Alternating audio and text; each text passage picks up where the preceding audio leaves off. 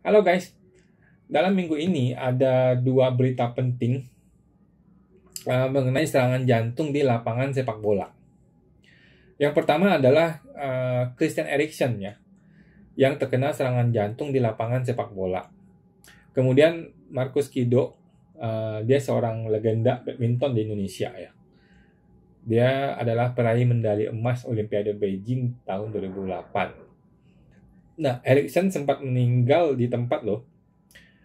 Mungkin selama beberapa detik dia meninggal, bahkan beberapa menit gitu. Dia betul-betul mati di lapangan itu, betul-betul mati dan beruntungnya bisa selamat gitu. Setelah beberapa menit, akhirnya dia selamat dan hidup kembali. Nah, yang sangat menyedihkan adalah Marcus Kido. Dia meninggal di lapangan gitu, lapangan badminton.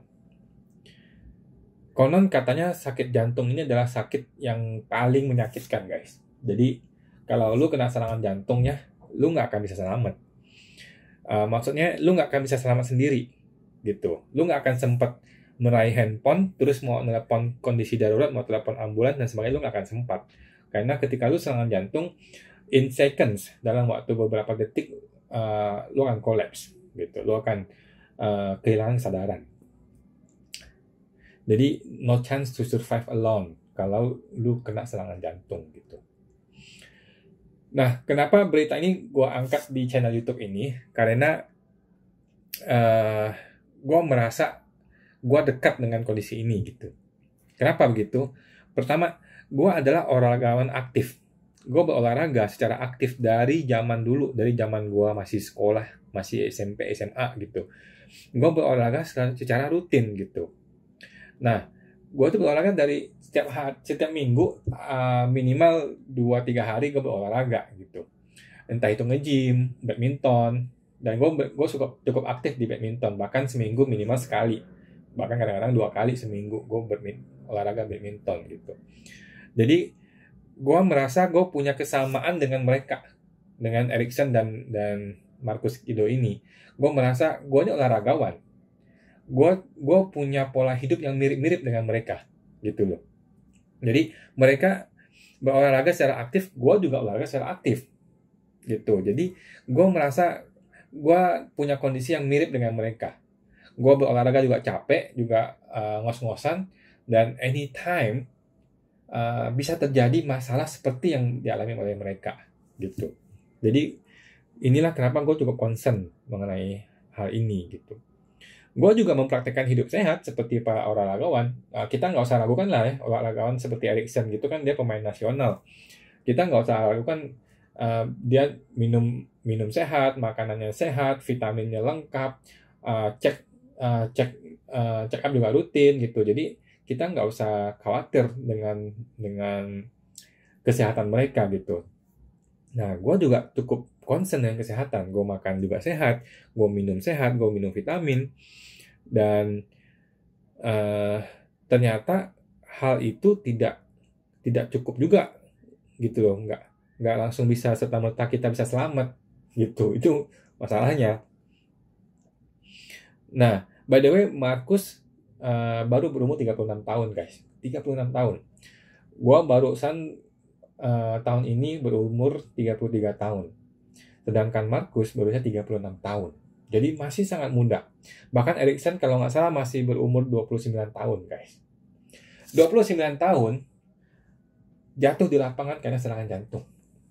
Dan dia adalah olahragawan atlet nasional. Artinya dia seharusnya nggak ada masalah dengan kesehatan gitu.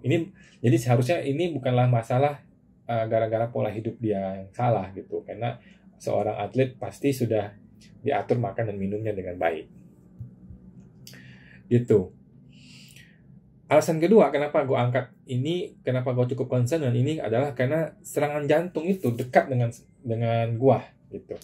Coba teman-teman perhatikan, entah bapak Anda, entah ibu Anda, sepupu, paman, tante, nenek, kakek, ada beberapa orang atau minimal satu yang meninggalnya karena serangan jantung atau saat ini memiliki masalah jantung. Betul nggak guys? Oke, jadi nah gue sendiri papa gue punya masalah jantung gitu, jadi gue nggak akan kaget ketika gue suatu hari punya masalah jantung gitu. Nah, jadi serangan jantung ini sangat dekat dengan kita semua, dengan gue terutama gitu. Jadi gue cukup concern mengenai hal ini. Gak lucu dong kalau suatu hari kalau tiba-tiba lagi olahraga terus jatuh gitu. Gue nggak pengen hal itu terjadi gitu. Terus bagaimana caranya? Oke. Nah, sekarang jadi muncul pertanyaan penting nih. Kalau orang selevel Marcus meninggal di lapangan, dia itu atlet nasional, pemenang olimpiade, atlet nasional gitu. Dan Erikson lagi olahraga, lagi tanding, jatuh di lapangan. Bagaimana orang di level mereka jatuh dan meninggal? Apa masih perlu kita ini menjaga kesehatan gitu? Apa masih perlu orang-orang kayak gua, kayak lu menjaga kesehatan kita dengan berbagai macam cara gitu? Apa kita masih perlu menghindari rokok, menghindari alkohol, terus berolahraga rutin, terus makan makanan yang sehat, kurangin minyak, minum sehat dan sebagainya? Toh karena nasib juga kan bukan kita yang tentuin ya. Toh nasib juga bisa terjadi sebaliknya gitu. Nah, jadi gue berpikir panjang gitu. Apakah worth it? Kita sudah berjuang setengah mati, maksudnya makan makanan yang sehat, minum sehat, olahraga rutin. Apakah itu worth it gitu? Kalau toh akhirnya itu tidak menjamin umur panjang dan sebagainya gitu. Nah, setelah berpikir dalam, gue membuat beberapa kesimpulan. Ini kesimpulan pribadi ya, pribadi gue. Dan ini pendapat pribadi aja gitu, bukan pendapat ahli gitu ya. Jadi gue berpikir bahwa kita tetap perlu memiliki gaya hidup yang sehat, pola hidup yang sehat, makanan yang sehat, dan olahraga yang rutin. Kenapa? Jadi ini bukan memberikan manfaat yang jangka panjang dalam arti umur panjang, usia panjang. No, ini memberikan manfaat jangka pendek, guys. Artinya apa? Kalau kita minum sehat sekarang, kita makan sehat sekarang, kita berolahraga rutin sekarang, maka kita bisa nikmati manfaatnya sekarang juga. Gitu. Artinya sekarang juga kita bisa merasakan tubuh yang bugar, tubuh yang kuat, energik gitu loh. Jadi bukan mikirin masalah jangka panjang, tapi saat ini gitu loh. Jadi kalau lu olahraga rutin nih, lu akan merasa lebih bugar. Lu nggak akan merasakan sakit-sakitan yang seperti sakit punggung lah, itu kolesterol udah jelas gitu.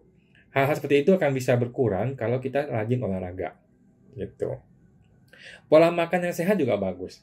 Jadi jangan salah ketika kita punya pola makan yang sehat, tidak terlalu berminyak, mengkonsumsi protein yang cukup dan kurangin karbohidrat, tubuh kita akan lebih energik gitu. Jadi ada manfaat penting untuk saat ini gitu, bukan untuk jangka panjang gitu guys.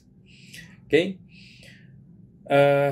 Terus yang ada hal lagi yang gue tangkap dari hal ini adalah kita mesti berpikir bahwa berita-berita seperti ini sebenarnya berita negatif. Oke, berita ini mengagetkan, mengejutkan kita karena ada kedekatan kondisi ya, maka sangat mengejutkan sekali ketika membaca berita seperti ini. Nah, kita mesti belajar mengelola emosi kita. Jangan sampai kita udah baca ini terus kita menjadi demotivated gitu loh, menjadi berkurang motivasinya. Jadi berita-berita seperti ini cukup diketahui, Anda sudah baca, sudah tahu beritanya, ya udah gitu, nggak usah dilanjutin lagi, nggak usah terus-terusan dicari beritanya gitu. Yang penting udah tahu, sekarang jaga diri kita aja gitu loh. Kalau olahraga jangan terlalu over, jangan terlalu bersemangat gitu. Semangat boleh, tapi jangan sampai ketika tubuh udah nggak ngikutin, udah nggak kuat, Anda masih stop, masih istirahat, masih tahu kapan batasan waktu tubuh kita ini kuat apa enggak gitu. Oke, jadi saran saya buat teman-teman semua adalah ya tetap jaga pola makan, miliki pola hidup yang sehat, kurangin karbohidrat mungkin ya, dan harus terus berolahraga. Teruslah berolahraga rutin karena itu sangat bermanfaat buat teman-teman gitu. Ya, selamat tinggal Marcus Kido, legenda bulu tangkis Indonesia.